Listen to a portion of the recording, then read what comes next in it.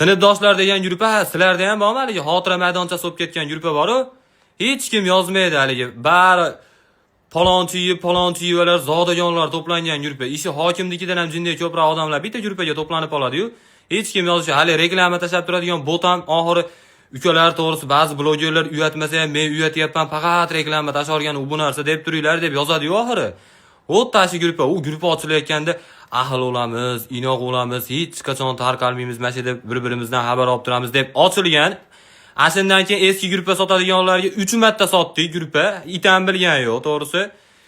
Ikkita gruppani darg'asi oladi haligi tumanliklarda qanaqadir yangilik yo'li, qotillik yo'li Telegram gruppalarga, kanallarga tarqab ketsa videolar ashuni tashab turadigan. U bolalar, qizlar va oxirgi martalik opendetga dadasini erkasi degan niklari borligida yozishgan haligi.